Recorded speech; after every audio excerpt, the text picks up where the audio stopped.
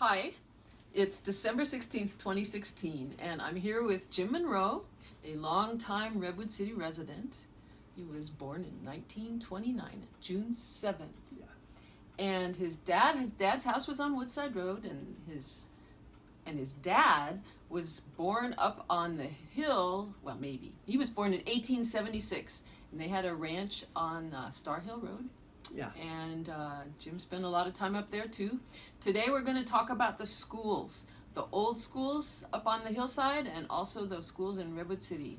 So, Jim, take it away. Okay, then there's the pictures of the first schools downtown Redwood City, and some of the history of Redwood City is in this book.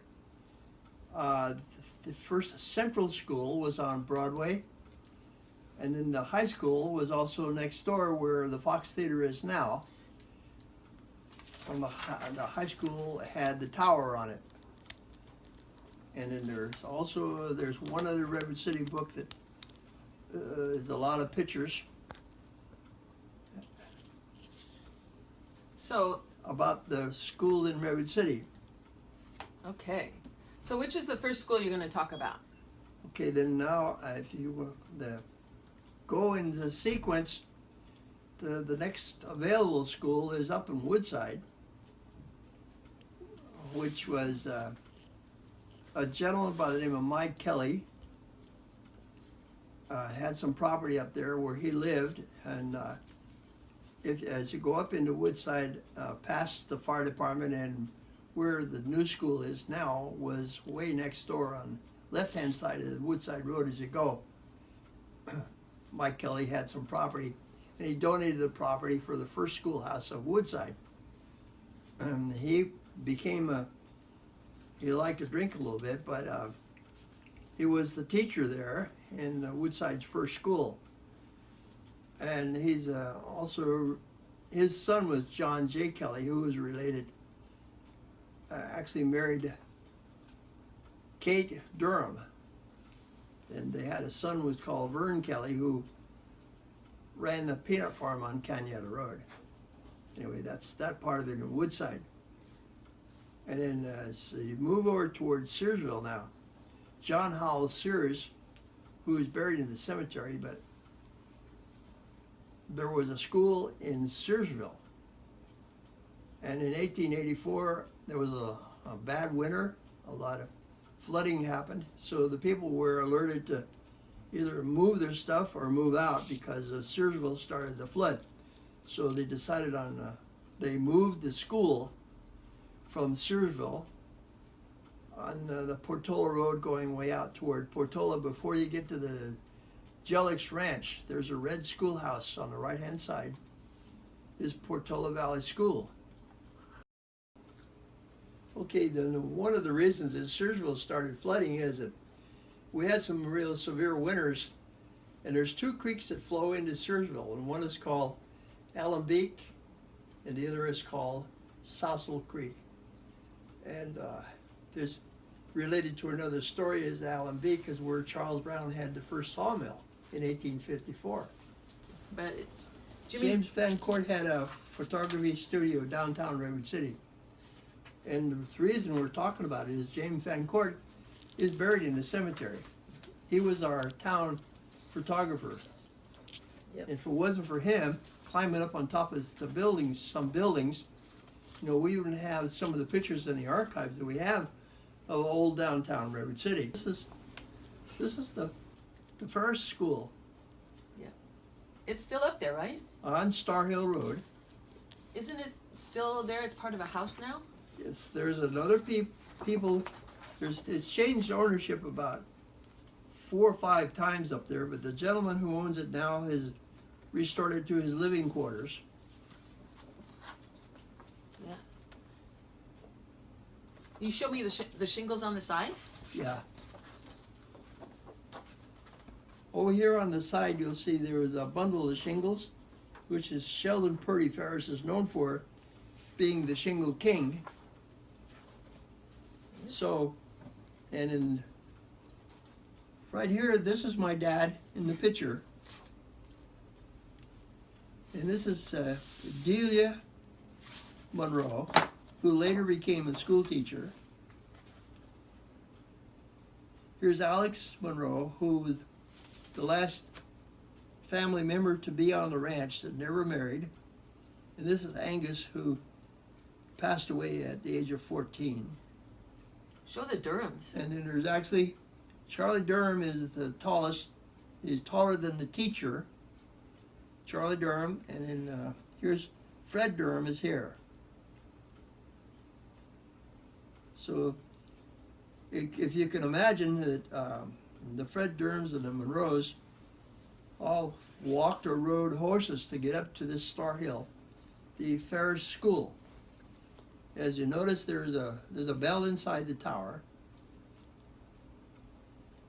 And so the day that we were up there with Ken Fisher, who was the Kings Mountain historian, we discovered that if you'll notice the woodwork on the side of the building here, the person who was trying to cut in another doorway over here to remodel, and they discovered these are the same kind of boards that were buried in there.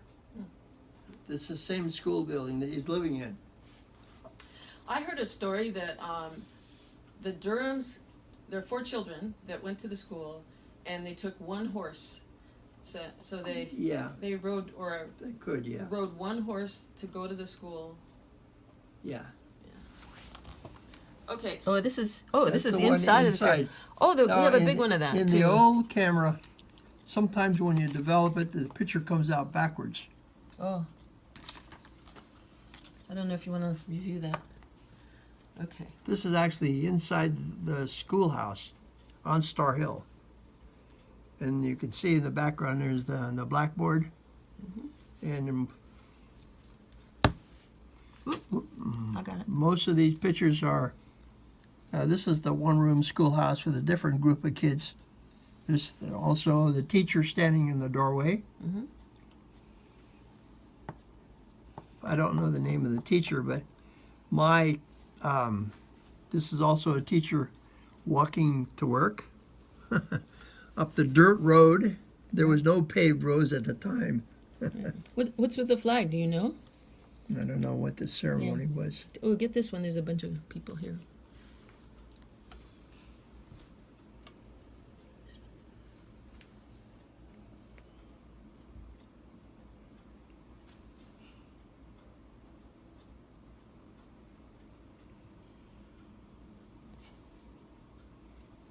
It says here that in the note that Marianne Cordelia, known as Delia, Right. is the photographer. Oh. This is some of her pictures. Who is on the school picture? I have more of a grown-up picture, but this is her standing in the school picture when she went to school, and then later I became the school teacher. Oh, and she became the school teacher. Yeah, later on. I like how Charlie's taller than the teacher. Yeah. Actually, there was the teacher and her son. Here's her son right here. The teacher's son. And then this is known as Martha Isabel Monroe. I'm the youngest, the last child to be born in my dad's family, known as Belle. So there's 1, 2, this is 3, 4, and there's 5. That's in the picture of the Monroe family. Jim, I've just put out these little cards that you tell me are original from the Ferris School. Yeah. And I can see some names here: Charles Durham. Yes. This is another Durham. Frederick Durham. Yeah. Can you talk about these a little bit? Yeah. When some of them are for the penmanship. There's a name on the inside. That says Roland Monroe. Yeah. This one's Some of these be are careful. little favors that were passed out by the teacher to yeah. Oh, get it. this says Roland again. Yeah. Some are for penmanship and some are for just being a good student. Yeah. You have a And, close up on each of those. Those are pretty amazing. They were kind of like, not exactly report cards, but it was just a favor to pass out from the teacher. I think this one's upside down. Oh, yeah. Where did these come from? How do you have these? From my dad, who was, King. yeah, Somebody King on Yeah. that one. Walter. And then put Yeah. it down so you, yeah. it was Walter King, who is part of the King family. Why Kings it's Mountain? named Kings Mountain, yes. Yeah. Wow. What about that one? Be careful. That one says King. Yeah. This is a Monroe. Is this a Durham? Monroe.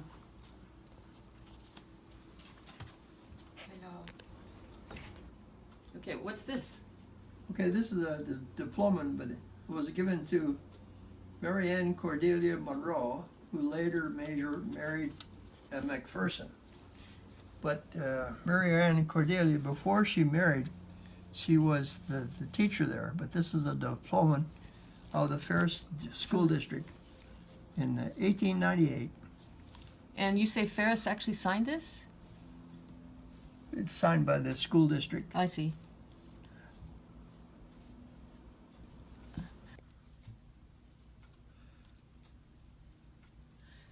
Okay, Jim, we've got a couple of the books out here that came from this box. I guess that most of these came from the Ferris School. Right. So can The you tell, library. the library. Can you tell me anything about, what about this one? Yeah, okay. The reason that we have these books is because when the school shut down for lack of attendance in 1920, the books were moved to our ranch. Oh, And when our ranch was sold in 1950, the person who was buying it had asked me if I wanted, we had our own library cabinet in the ranch. And so I sorted through a lot of these books, and these are some of the books that I was able to save. mm-hmm. Okay, then So this the- one, to show you on the inside, this is a signature of my grandmother, Emma Monroe, and in the penmanship that they learned in the good old days. this says 1876, Yeah, maybe?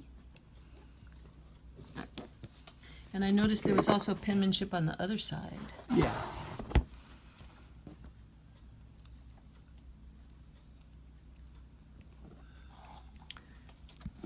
And this is a book on explorations in Africa. Yeah. Cool. Can you imagine? Emma actually came with Captain Watkins from Liverpool, England, Wow. in his boat and sailed to California. And she's looking for explorations. In Africa. Okay, what Now- about this one? The story about this one is inside, this is the boy's Own book own book. of natural The story history. is on the inside, Mm-hmm. right here. If you'll see, this is the Ferris School District, their library stamp and a number. Number 31. Okay, this is the original stamp Oh, he's got the with the ink. Wow. He's got the stamp. This is the There you original stamp Put and it on the my ink hand. from the Ferris School District. And that's what the stamp used to do. Right. This is the match Sure is. and the actual library book number. I wonder if there's anything on the back. More stamps. Yeah. Okay, now this one. Some of these books were picked up by, Natural Philosophy, Steele Series in the Natural Sciences. On the inside it says Alec Monroe. yeah, that's my uncle. September 4th, 1894. Yeah. Let's see what's on the back. Just No. somebody adding No. up. Sometimes you'll see a number back there, and that's the price of how much they paid for the books. 14 weeks in physics. Here's another one. It says Ferris's School District Library, number 174, fifth reader. Yeah. Now there's another stamp and a library number. Yes.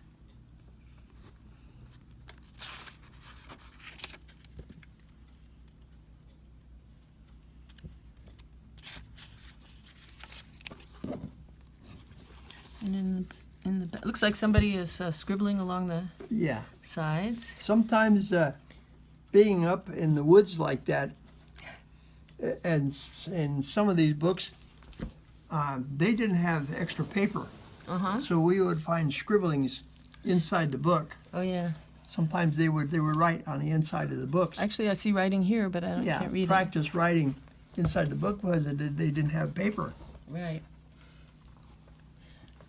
Then they were writing some notes down this way. And then there's numbers. So Yeah. That's Anyway, a cool book. all this collection came from the first school library. After the school shut down, there was no more attendance, so all the books were moved down to our ranch on Star Hill Road. Okay. All right. So we talked about the Ferris School District on Star Hill Road, and it actually closed. It closed down. I have it on 1912, but that's when Mary and Cordelia married McPherson. But for lack of attendance up there in 1920, the loggers had used up a lot of lumber up there, and there was no more families that were living up that way. So a lot of the mills were closing down, and that's why there was no more attendance at the school anymore. So let's talk about the Ferris School. And then so now we go to Lobetus. There's a Lobetus cutoff. You go down Tunitas Road, and this is called Lobetus. If you want to see this part of it. This is not spelled right here on the newspaper headline, but this was a one-room schoolhouse on Lobetus Cutoff. As you turn off of Tunitas Road and you go past Judge Pitcher's house, and you go up toward the top of the hill where this school was, and I'll show you in a minute. As you go over the top of the hill and you go down, you come back onto the Stagecoach Road, the Coast Highway. There is a rather pumpkin ranch. But anyway, this school was on the top of a hill, a one-room schoolhouse that the Beebes and the McNultys and some of the coastal kids went here to the school. And so then later on, as I were cruising around to do more research, and I found that this is the school where the school used to be. There's no building anymore, but the trees are still there. Okay, so that's as far as Lobetus is concerned. And then we go down to San Gregorio, and this is right from the town of San Gregorio. You go on the old Stagecoach Road, and this is the one-room schoolhouse. It was across the street from the road that actually goes right to Coast Highway and the beach, the intersection there, and the school is up the hill. This is a one-room schoolhouse over there in San Gregorio. I've seen that one. That's still there. So there's actually another school was at Parisma, in the old town of Parisma, and we have to look up the records, but there's a more Depew drawings of some of the buildings and the ranches and a school that was in Parisma, which was closer to Half Moon Bay, from going from San Gregorio up toward Half Moon Bay. So there was actually one more school they called the Bellevue or Bellevale in 1894. There was the Ralston's and the Gilbert's property was up the hill, up out of La Honda. And there was a one-room schoolhouse up there. And then the only drawing, we don't have a picture, but there is a drawing of that. Sorry, Jim. You got going down to Tunitas here on the bottom in San Gregorio. And then there was this Tunitas, I'm upside down here, but actually where our ranch was up here, and the Durham ranch was up in here. And Jim, then- I heard a story that you were a bus driver at Yeah. one point. You drove different buses around Redwood City picking Yeah. up kids, and can you tell me a little bit about that? Yeah. When was it? Okay, about 1964. I had been unemployed for a while, and I saw it in the Redwood City Tribune, and it was an ad for bus drivers. So I went over and I applied. So at the time, the supervisor was Jerry Missman. This is the elementary school district behind McKinley School on James Street, and I was able to pass the test through the highway patrol as far as being a bus driver and your medical issues, and I went through the training program of how to drive the bus safe and what to do and the things you needed to do. Actually, the elementary school district had 14 buses for all the schools here in Redwood City, the elementary schools. And my first route, the first bus was number 3 that they gave me to drive up the hill to a Roy Cloud School and in back of the cross, was a 1951 Superior. It was a gas-driven rear engine, 56 passenger. I think I don't know exactly how many years I drove it, but a few years. And every summer, the highway patrol, we used to come to our garage and we'd have to jack up the buses onto we had a huge lift, and we'd inspect the brakes and inspect the body and the seats. Sometimes the metal tubing that was holding the seats sometimes. And this is a 51 Superior bus, would crack, and we would weld the seats back together again and stuff like that. And that was part of being a bus driver. You always had to have your first aid trip box and a fire extinguisher stick before you left your route. And you always made a thorough check of the lights, the emergency door, all the way around to make sure that your brakes and everything worked before you ever left the garage. So, and you always checked on the air pressure to make sure. So my route was going up Jefferson at the time to go to Roy Cloud School to pick up the kindergartners and make the route up the hill, up around, and then come back to Roy Cloud and pick up the older kids to go up around. And that was before Farm Hill was ever completed going up.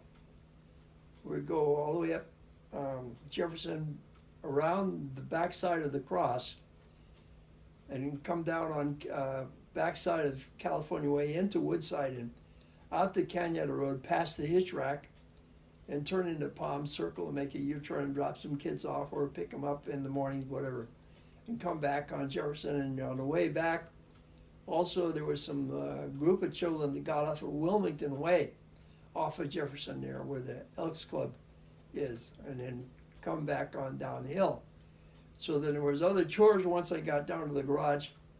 We always had to sweep and mop out the bus and make sure that it was in good shape. And then every morning it got to, there was one of our, I was a driver and a mechanic, also a mechanic helper in the beginning. Then there was one of the older guys, Roy Holtz, was retiring as a mechanic. And so I got the job of the responsibility and got the keys to open up the gate on Jefferson, James Avenue, open up the gates and roll up all the garage doors where we had all our parts and so forth. Go start all the buses, pay attention when they warm up so they didn't blow up, because when they warm up the engines speed up. So we had to pay attention to that. So by about 7:30 or so, then here the drivers started. We had a break room in part of the garage there. So the drivers would start showing up and then check their buses out to go do their individual routes. Well, it got to be later on, the highway patrol condemned two of our buses. They're the old Superiors. And through the school district, they made an agreement with Gillig Brothers, which was over in Hayward, for $25,000. We got a brand new 79 passenger diesel, Cumming diesel bus. Oh boy, it was really good. Good brakes, good body. And we hauled, because it's a diesel, the diesel climbed the hill much better with the load. And then we actually had to assist the high school in picking up some of the high school kids too, because of the high school had their buses going a lot of places. In the beginning it was just Sequoia. And then later on they had to build Woodside High School in '58, I believe it was. So there was more kids that came to Redwood City. And that's when they started building Woodside Plaza. And then they started extending out the Farm Hill Boulevard way up to Silver Hill and Edenbauer. And then eventually the Farm Hill Boulevard went over the hill to connect to 280. But that's in the good old days.